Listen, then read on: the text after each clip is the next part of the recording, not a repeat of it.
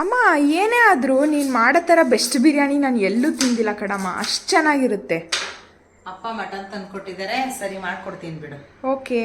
ತುಂಬ ವಿಧಾನದಲ್ಲಿ ಮಟನ್ ಬಿರಿಯಾನಿನ ಮಾಡ್ತಿರ್ತೀವಿ, ಆದರೆ ನಾನು ಇವತ್ತು ತೋರಿಸೋವಂಥ ಬಿರಿಯಾನಿನ ತುಂಬ ಸುಲಭವಾಗಿ ಅಳತೆ ಗೊತ್ತಿಲ್ಲದೆ ಇರೋರು ಕೂಡ ಪರ್ಫೆಕ್ಟಾಗಿ ಮಾಡ್ಕೋಬೋದು. ಹಾಗಾದರೆ ಮಾಡೋ ವಿಧಾನ ಹೇಗೆ ಅಂತ ನೋಡೋಣ ಬನ್ನಿ.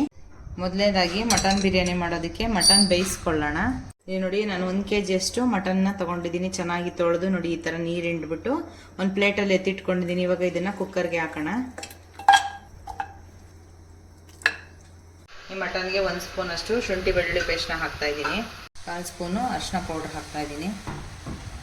ಸ್ವಲ್ಪ ಉಪ್ಪನ್ನ ಹಾಕ್ಕೊಂಡು ನೋಡಿ ಈ ಥರ ಚೆನ್ನಾಗಿ ಮಿಕ್ಸ್ ಮಾಡಿಕೊಂಡು 5 ನಿಮಿಷ ಫ್ರೈ ಮಾಡ್ಕೊಳ್ಳೋಣ. ಇವಾಗ ಕುಕ್ಕರ್ ಕ್ಯಾಪ್ನ ಮುಚ್ಚಿ 2 ವಿಷಲ್ ಕೂಗಿಸ್ಕೊಳ್ಳೋಣ. ಈಗ ಮಟನ್ ಕೂಗೋಷ್ಟರಲ್ಲಿ ಇಲ್ಲಿ ತೋರಿಸಿರೋಂಥ ಪಲಾವ್ ಸ್ಪೈಸಸ್ನೆಲ್ಲ ಹಾಕಿ ಪೌಡ್ರ್ ಮಾಡ್ಕೊಳ್ಳೋಣ. ಇವಾಗ ಪೌಡ್ರ್ ಮಾಡ್ಕೊಂಡಿರೋ ಅಂಥದ್ದನ್ನ ಒಂದು ಪ್ಲೇಟ್ಗೆ ಹಾಕ್ತಾಯಿದ್ದೀನಿ. ಇವಾಗ ಮತ್ತೆ ಅದೇ ಮಿಕ್ಸಿ ಜಾರಿಗೆ ನಾನಿಲ್ಲಿ ಸಣ್ಣ ಈರುಳ್ಳಿನ ಹಾಕ್ತಾಯಿದ್ದೀನಿ. 1 ಹಿಡಿಯಷ್ಟು ಸಣ್ಣ ಈರುಳ್ಳಿನ ಸೇರಿಸಿ ರುಬ್ಬೋ ಬರ್ತೀನಿ. ಈಗ ನೋಡಿ ಈರುಳ್ಳಿ ಪೇಸ್ಟ್ನು ಕೂಡ ರುಬ್ಬಿದಾಗಿದೆ. ಇವಾಗ ಮಟನ್ನು ಕೂಡ 2 ವಿಷಲ್ ಕೂಗಿಸ್ಕೊಂಡಿದ್ದೀನಿ. ನೋಡಿ ಈ ರೀತಿ ಬೆಂದಿದೆ. ಇವಾಗ ಸ್ಟವ್ ಮೇಲೆ ಒಂದು ಕಡಾಯಿ ಇಡ್ತಾ ಇದ್ದೀನಿ. ಈಗ ಕಡಾಯಿ ಬಿಸಿಯಾಗಿದೆ. ಒಂದು ಅರ್ಧ ಕಪ್ಪು ತುಪ್ಪ ಸೇರಿಸ್ತಾ ಇದ್ದೀನಿ. ಅರ್ಧ ಕಪ್ಪು ಎಣ್ಣೆ ಹಾಕ್ತಾ ಇದ್ದೀನಿ. ಇವಾಗ ಎಣ್ಣೆ ಬಿಸಿ ಆದಮೇಲೆ ಪಲಾವ್ ಸ್ಪೈಸಸ್ನ ಹಾಕ್ತಾ ಇದ್ದೀನಿ. ಕಟ್ ಮಾಡಿರೋಂಥ 2 ಈರುಳ್ಳಿ ಸೇರಿಸ್ತಾ ಇದ್ದೀನಿ. ಇವಾಗ ನೋಡಿ ಈರುಳ್ಳಿ ಫ್ರೈ ಆಗಿದೆ. ನಾನು ರುಬ್ಕೊಂಡಿರೋಂಥ ಸಣ್ಣ ಈರುಳ್ಳಿ ಪೇಸ್ಟ್ನ ಹಾಕ್ತಾ ಇದ್ದೀನಿ. 1 ಹಿಡಿಯಷ್ಟು ಈರುಳ್ಳಿ ಪೇಸ್ಟ್ನ ರುಬ್ಕೊಂಡಿರೋದನ್ನ ಸೇರಿಸ್ತಾ ಇದ್ದೀನಿ. ಹೆಚ್ಕೊಂಡಿರೋಂಥ ಹಸಿಮೆಣ್ಸಿನ್ಕಾಯಿನ ಹಾಕ್ತಾ ಇದ್ದೀನಿ. ಒಂದು 10 ಹಸಿಮೆಣ್ಸಿನ್ಕಾಯಿನ ಹೆಚ್ಚಿ ಸೇರಿಸ್ತಾ ಇದ್ದೀನಿ.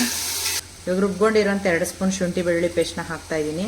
ಇವಾಗ ಶುಂಠಿ ಬೆಳ್ಳುಳ್ಳಿ ಪೇಸ್ಟು ಫ್ರೈ ಆದಮೇಲೆ 1 ಹಿಡಿಯಷ್ಟು ಪುದೀನ ಹಾಕ್ತಾ ಇದ್ದೀನಿ. ಹಾಗೆ 1 ಹಿಡಿಯಷ್ಟು ಕೊತ್ತಂಬರಿನ ಸೇರಿಸ್ತಾ ಇದ್ದೀನಿ. ಈಗ ಸಣ್ಣದಾಗಿ ಕಟ್ ಮಾಡಿರೋಂಥ 3 ಟೊಮೆಟೊ ಹಾಕ್ತಾ ಇದ್ದೀನಿ.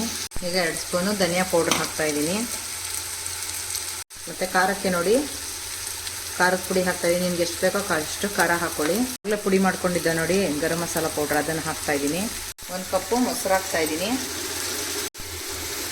ಚೆನ್ನಾಗಿ ಇದನ್ನು ಎಣ್ಣೆ ಬಿಟ್ಕೊಳ್ಳೋವರೆಗೂ ಫ್ರೈ ಮಾಡ್ಕೊಳ್ಳೋಣ. ನೋಡಿ ಈ ರೀತಿ ಎಣ್ಣೆ ಎಲ್ಲ ಬಿಟ್ಕೊಂಡ್ಬರ್ಬೇಕು. ಅರ್ಜೆಂಟಾಗಿ ಮಾಡ್ಕೋಬಾರ್ದು, ಟೇಸ್ಟ್ ಡಿಫ್ರೆನ್ಸ್ ಬರುತ್ತೆ. ಇವಾಗ ಬೇಯಿಸ್ಕೊಂಡಿರೋ ಅಂಥ 1 kg ಮಟನ್ನ ಹಾಕ್ತಾ ಇದ್ದೀನಿ. ನೋಡಿ ಈ ರೀತಿ ಮಟನ್ನ ಚೆನ್ನಾಗಿ ಮಸಾಲೆನಲ್ಲಿ ಫ್ರೈ ಮಾಡ್ಕೊಬೇಕು. ಈಗ ಬೇಯಿಸ್ಕೊಂಡಿರೋ ಅಂಥ ಮಟನ್ ಸೂಪ್ನ ಹಾಕ್ತಾ ಇದ್ದೀನಿ.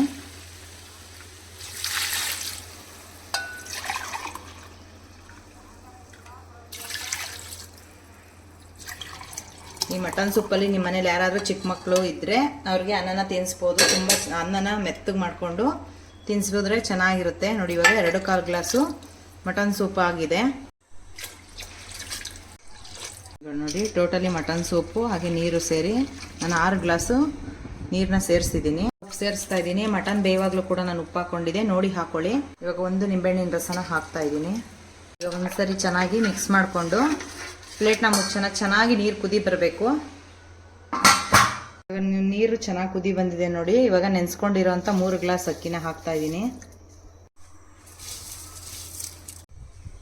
ಇವಾಗ ಅಕ್ಕಿ ನೆಂದಿರೋದ್ರಿಂದ ನಿಧಾನಕ್ಕೆ ಮಿಕ್ಸ್ ಮಾಡಿಕೊಂಡು ಇದನ್ನು ಸಣ್ಣ ಉರಿನಲ್ಲಿ ಬೇಯಿಸ್ಕೊಳ್ಳೋಣ.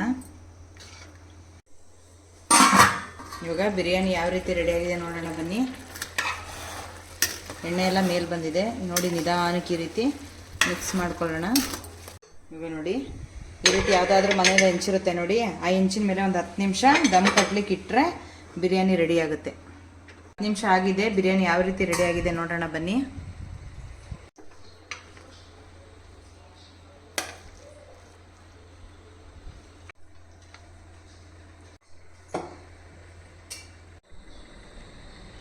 ನೋಡಿ ಮಟನ್ ಕೂಡ ಸಾಫ್ಟಾಗಿ ಬೆಂದಿದೆ, ನೋಡ್ತಾ ಇರ್ಬೋದು. ಅನ್ನ ಕೂಡ ತುಂಬಾ ಚೆನ್ನಾಗಿ ಬಂದಿದೆ. ನೀವು ಕೂಡ ಟ್ರೈ ಮಾಡಿ, ನಿಮ್ಮ ಫ್ಯಾಮಿಲಿ ಫ್ರೆಂಡ್ಸ್ಗೂ ಕೂಡ ಶೇರ್ ಮಾಡಿ. ಹೇಗೆ ಬರುತ್ತೆ ಅಂತ ನನಗೆ ಕಮೆಂಟ್ಸಲ್ಲಿ ತಿಳಿಸಿ. Thank you.